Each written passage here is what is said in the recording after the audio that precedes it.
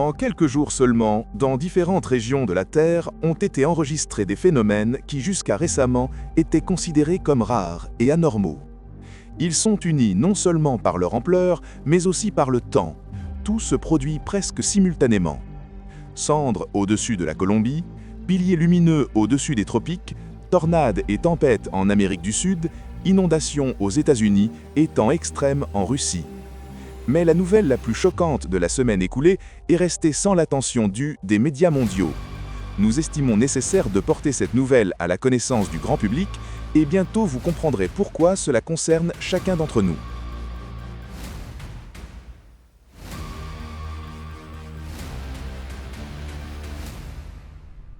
États-Unis.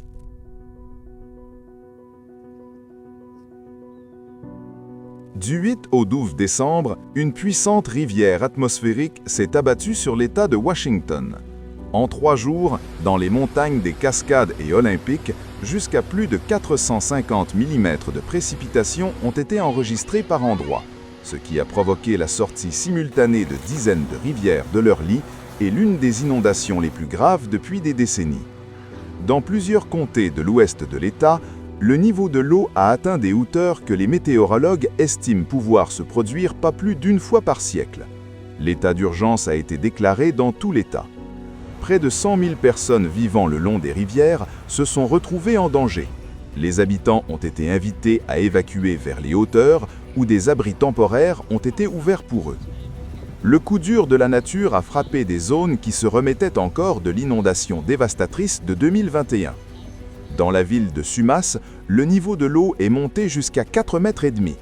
Les sauveteurs travaillaient sur des bateaux pneumatiques pour évacuer les gens des bâtiments inondés et plusieurs familles ont dû être élitreillées depuis les toits de leurs maisons. Les précipitations records ont provoqué la rupture de 2 barrages dans le comté de King. De nombreux glissements de terrain et chutes de pierres ont bloqué les cols de montagne et les routes, y compris des tronçons de l'autoroute Interétat I-90.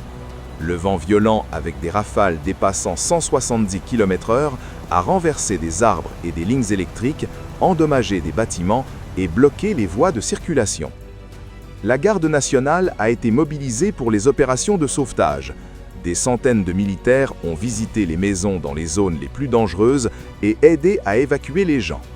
Selon les données officielles, un décès a été confirmé. Un homme s'est noyé en essayant de traverser une route inondée. La rivière atmosphérique a également touché les États voisins. En Idaho, environ 165 mm de pluie sont tombés en une journée, provoquant une inondation soudaine et nécessitant des opérations de sauvetage. Dans le nord-ouest du Montana, des torrents d'eau ont détruit au moins 4 ponts, inondé des routes et des maisons autour de la ville de Libby.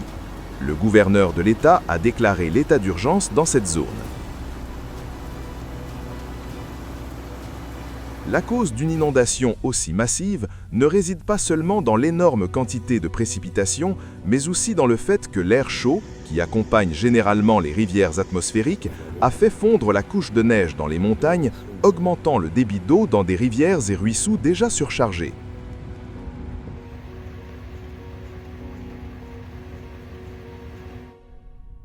Argentine. Le 11 décembre, 2 tornades ont frappé simultanément le centre de la province de Santa Fe. Dans les municipalités de Carcarañá et Cañada de Gómez, des toits ont été arrachés, des arbres déracinés et des milliers d'habitants se sont retrouvés sans électricité. La tempête s'est accompagnée de fortes pluies et de grêles, ce qui a encore aggravé les conséquences. Le 14 décembre, une puissante tempête a traversé la province de Catamarca. Le vent violent avec pluie a causé des destructions massives sur le site de la foire de Noël annuelle Feria del Patio. Les rafales de vent ont arraché les bâches, renversé des structures et des tentes, endommagé la scène, les stands de vente et les food trucks. L'équipement et les marchandises ont été endommagés par l'eau. Une partie du site s'est retrouvée inondée.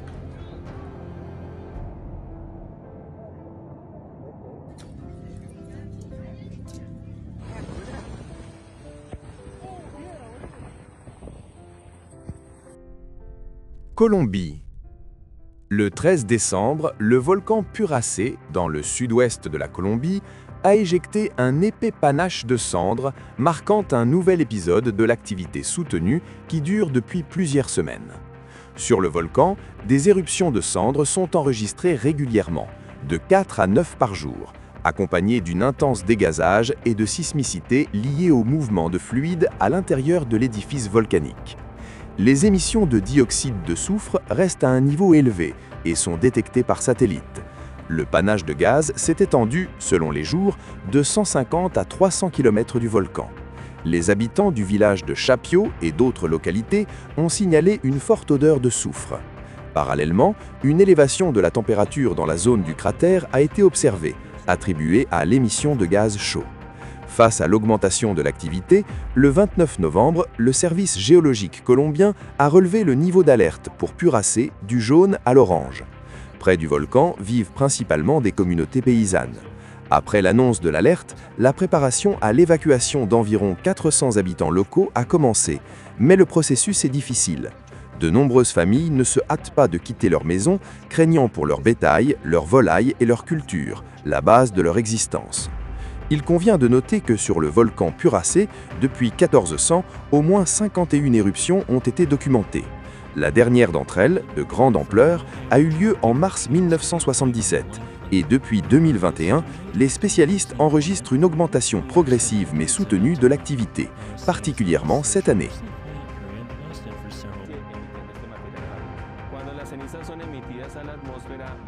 Brésil.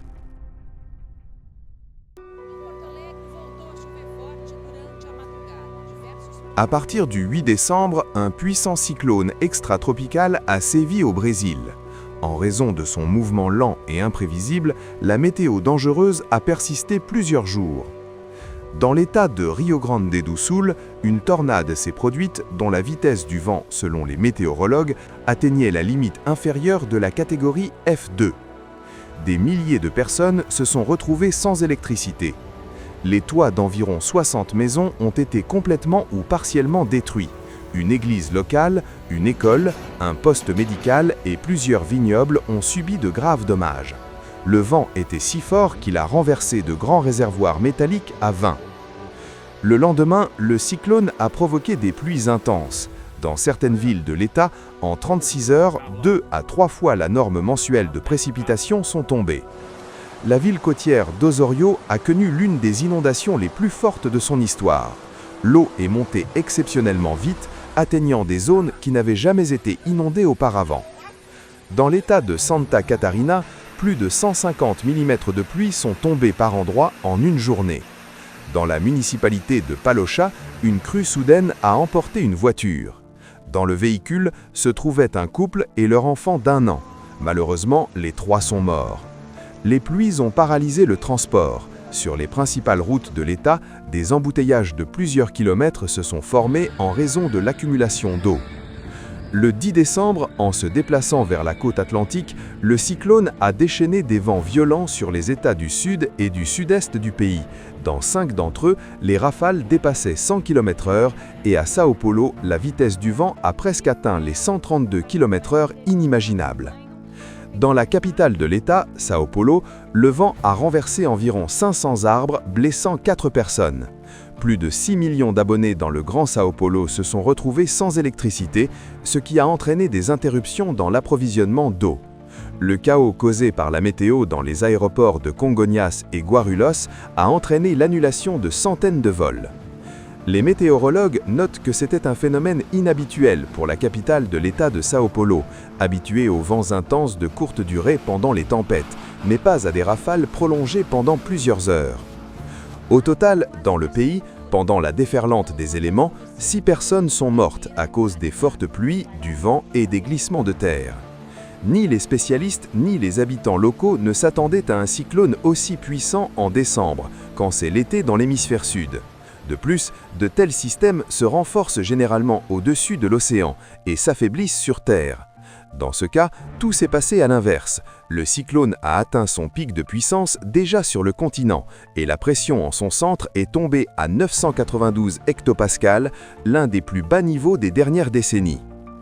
Les régions touchées n'avaient pas encore eu le temps de se remettre des conséquences du cyclone extratropical que le 12 décembre, une nouvelle vague de mauvais temps s'est abattue sur elles avec des vents forts et des pluies torrentielles.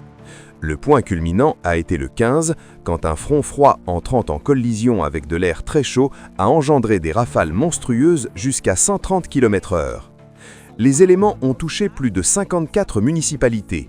Des milliers d'habitants se sont à nouveau retrouvés sans électricité et eau. Dans la ville de Porto Alegre, des branches tombantes ont blessé des gens et à Cruz Alta, le vent a arraché des toits et renversé des arbres. Dans la ville de Guaíba, une statue de 24 mètres imitant la Statue de la Liberté aux États-Unis s'est effondrée.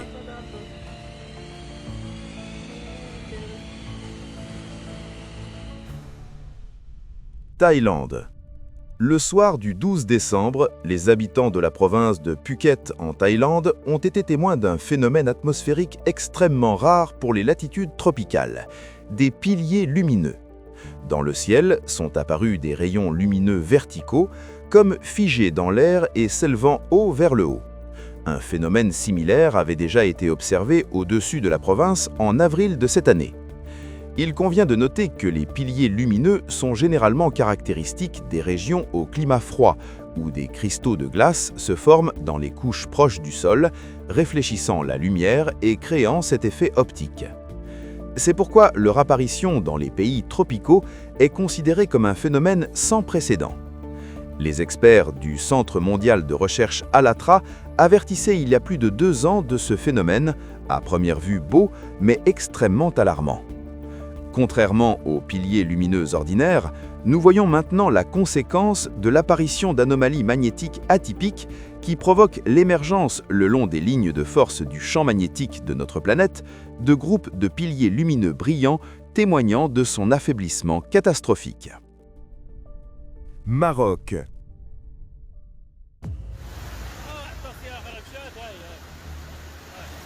À partir du 13 décembre, la tempête Emilia s'est abattue sur le Maroc, apportant neige, vent fort, orages et pluies torrentielles. La situation a été aggravée par 7 années de sécheresse, à cause desquelles la terre absorbait pratiquement pas l'humidité et les écoulements d'eau de pluie s'écoulaient rapidement en surface, emportant tout sur leur passage. Les événements les plus tragiques se sont déroulés le 14 décembre dans la province côtière de Safi. Une seule heure de forte pluie a suffi pour que, dans la capitale de la province, les quartiers résidentiels, la vieille ville, les magasins et les zones industrielles soient inondés. Dans le quartier historique de Bab Shaba, traversé par une rivière, 37 mm de précipitations sont tombées, ce qui a causé de nombreuses victimes parmi les commerçants et les travailleurs. À la suite des éléments, des dizaines de bâtiments et d'objets d'infrastructure ont été endommagés. Certains habitants se sont retrouvés bloqués dans leur maison et avaient besoin d'une aide urgente. Des dizaines de personnes ont été touchées par la tempête, beaucoup ont souffert d'hypothermie. Malheureusement, 41 personnes sont mortes.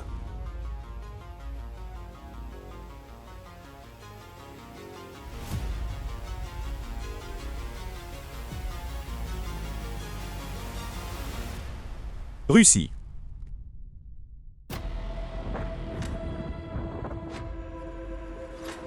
À partir du 13 décembre, la région de Saratov, en Russie, a été sous l'emprise d'une puissante tempête hivernale.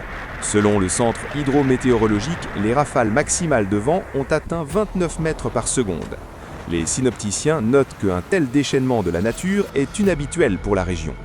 205 localités se sont retrouvées sans électricité. Les lignes électriques et les communications gazières ont été endommagées.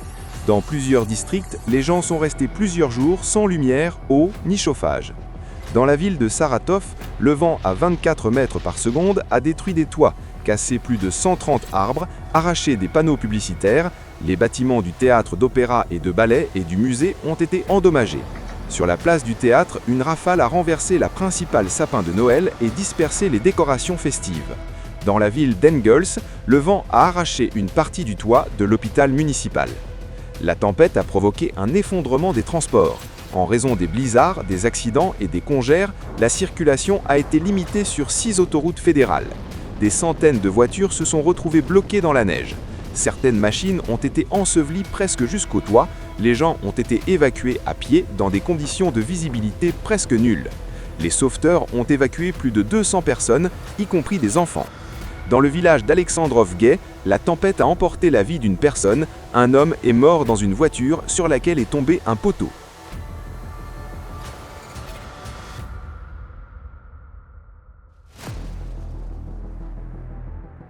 Les spectateurs qui suivent les changements climatiques sur la planète n'ont pas pu ne pas remarquer qu'en 2025, les cataclysmes semblent avoir atteint un nouveau niveau. Ils sont devenus plus puissants, plus massifs et pratiquement continus.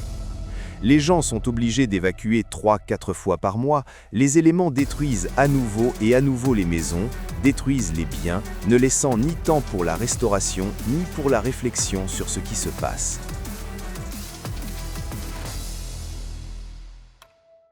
L'indicateur le plus clair du nouveau niveau de cataclysme a été le renforcement brusque de l'activité sismique. La Terre est entrée dans une nouvelle phase. Et cette année, nous avons vu toute une série de records et d'anomalies géodynamiques. Le puissant tremblement de terre en Birmanie de magnitude 7,7 est devenu la cause de destruction et de décès à 1000 km de l'épicentre. Un méga-séisme de magnitude 8,8 au Kamchatka, en Russie, avec une série d'aftershocks anormaux qui ne s'arrêtent pas jusqu'à présent. Les récents tremblements de terre de magnitude 7 et 7,6 survenus au Canada et au large du Japon avec un intervalle de moins de 2 jours ne sont pas non plus une coïncidence. Les spécialistes les relient à des processus géodynamiques profonds reflétant la pression du panache sibérien sur la croûte terrestre. Après une analyse approfondie des données, les scientifiques d'Alatra ont constaté un fait alarmant. La possibilité d'un dégazage sûr du panache sibérien est perdue. Une telle dégazage contrôlé permettrait de réduire la pression sur la lithosphère, d'éliminer en toute sécurité les excès de magma et de refroidir les couches inférieures de la croûte terrestre sous la Sibérie, donnant à l'humanité du temps et la possibilité de se concentrer sur d'autres menaces planétaires croissantes. Malheureusement, cette solution proposée a été ignorée par la communauté mondiale. En conséquence, le temps nécessaire pour le monitoring préalable, la reconnaissance détaillée et la préparation technique complexe de ce processus a été perdu. Et ce ne sont pas des jours ou des mois, mais des années. Le niveau actuel d'activité géodynamique montre que nous n'avons plus ce temps, et une tentative d'intervention après plusieurs années pourrait déjà provoquer un scénario catastrophique explosif. Oui, les scientifiques d'Alatra ne baissent pas les bras. Ils croient encore qu'ils trouveront la solution même. Parce qu'en fin de compte, pourquoi d'autre vaut-il la peine de lutter, sinon pour la vie elle-même ?